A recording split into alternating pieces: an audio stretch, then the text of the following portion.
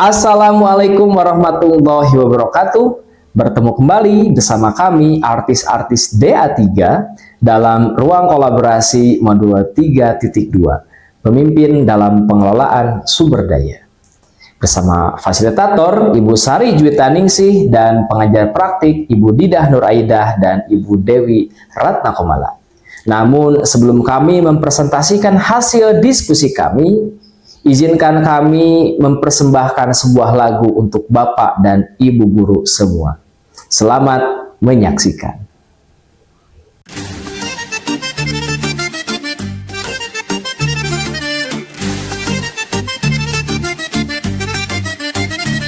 Pemimpin yang bijaksana, kelola modal manusia. Sungguh besar tanggung jawabmu membangun masa depan baru. Modal politik juga dikelola dengan cinta dan bijaksana. Pemimpin teguh tanpa ragu, bawa bangsa maju dan bersatu.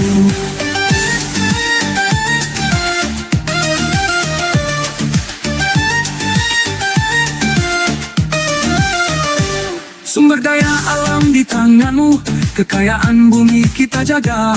Hutan, sungai, laut disayang, agar anak cucu bisa senang. Modal sosial jadi kekuatan, rukun damai dan kebersamaan. Pemimpin yang arif dan bijaksana, bina bangsa dengan cinta.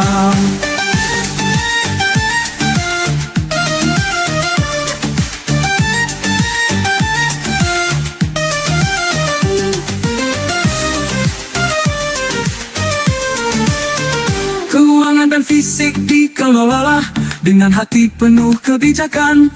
Pemimpin jujur amanahmu, bangun negara penuh makna. Modal budaya agama dijaga, warisan luhur tetap terpelihara. Pemimpin paham dan bijaksana, rangkul semua tanpa sekat apapun.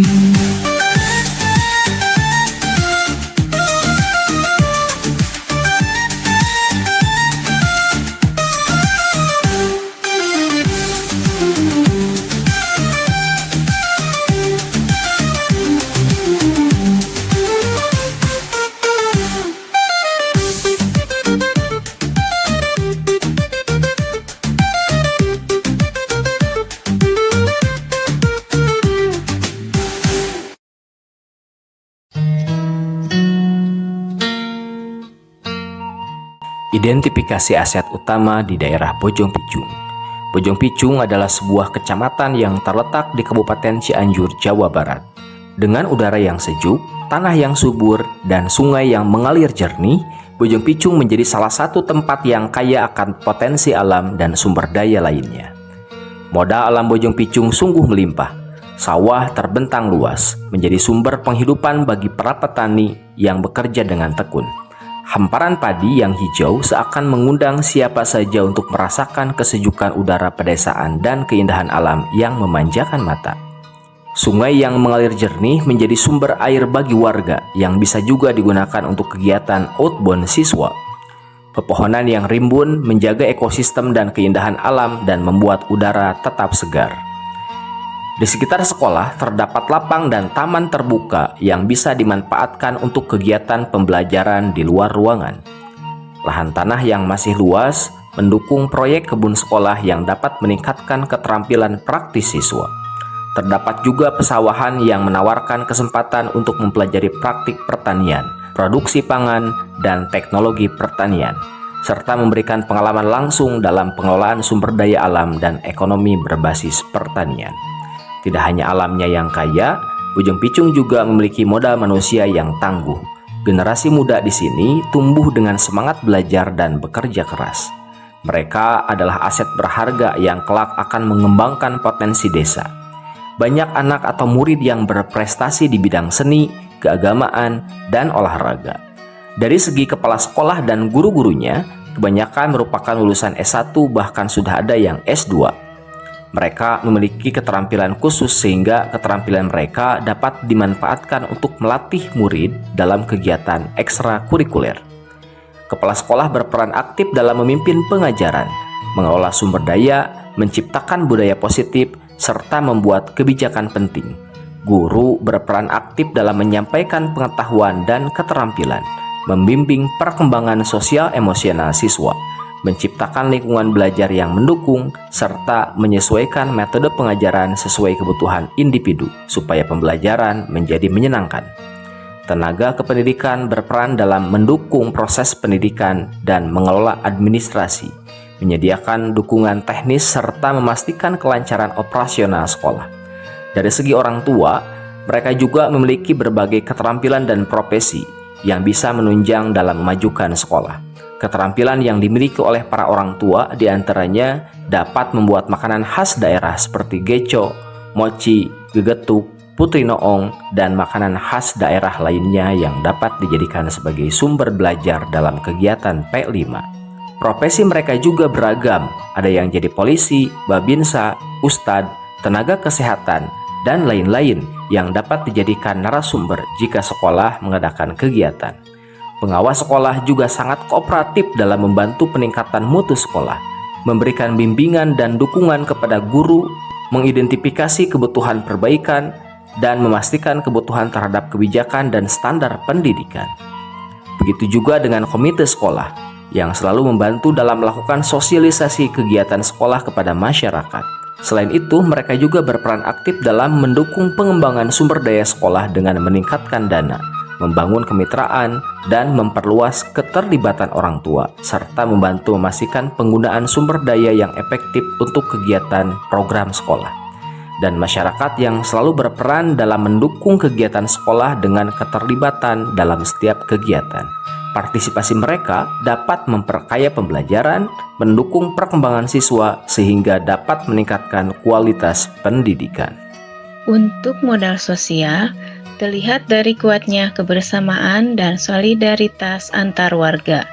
Mereka saling mendukung, bekerja sama dalam kegiatan masyarakat, mulai dari gotong royong hingga upaya peningkatan ekonomi desa. Selain itu, ada PGRI sebagai organisasi profesi guru, MGMP dan KKG sebagai wadah komunikasi guru di masing-masing gugus dalam meningkatkan kualitas pembelajaran. Ada juga kelompok UMKM yang berperan penting dalam meningkatkan perekonomian lokal dan menjaga stabilitas ekonomi. Kemudian, ada kelompok tani yang berperan penting dalam meningkatkan produktivitas hasil pertanian, mengadakan kegiatan penyuluhan dan pendidikan pertanian, dan memasarkan hasil pertanian. Dalam modal sosialnya, juga terdapat kepanitiaan sekolah yang memfasilitasi kolaborasi dan partisipasi aktif dari berbagai pihak. Ada keyakinan kelas yang dibuat agar siswa menyadari akan nilai kebajikan yang dapat membentuk karakter positif. Ada juga tata tertib sekolah yang dibuat untuk melatih kedisiplinan murid. Dan untuk modal fisik terlihat dalam bentuk fasilitas sekolah yang ada. Fasilitas ini dirawat dan dimanfaatkan dengan baik untuk mendukung proses belajar mengajar. Ada ruang kelas, laboratorium, perpustakaan yang mendukung proses belajar. Kemudian ada komputer, proyektor, wifi, sumber belajar, dan perangkat lunak pendidikan yang memperkaya metode pengajaran dan mendukung pembelajaran berbasis teknologi. Lapang olahraga dan peralatannya yang mendukung kegiatan ekstrakurikuler, meningkatkan kesehatan fisik, serta membangun keterampilan dan kerjasama tim. Adanya tempat parkir yang dapat dimanfaatkan untuk menyimpan kendaraan siswa dan guru. Modal politik yang dimiliki Bojong Picung adalah pemerintahan desa yang adil dan berpihak pada rakyat, yang berpengaruh terhadap lingkungan sekolah. Para pemimpin desa bekerja keras untuk mengembangkan wilayahnya, mengedepankan transparansi, dan melibatkan masyarakat dalam pengambilan keputusan.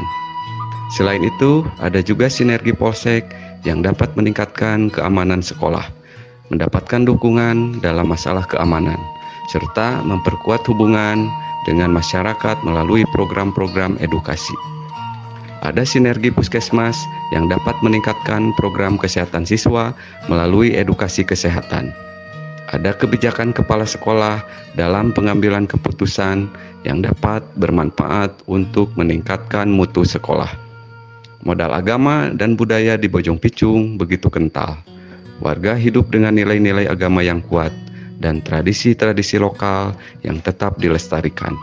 Ini membuat Bojong Picung menjadi desa yang damai dan harmonis, penuh toleransi dan saling menghormati.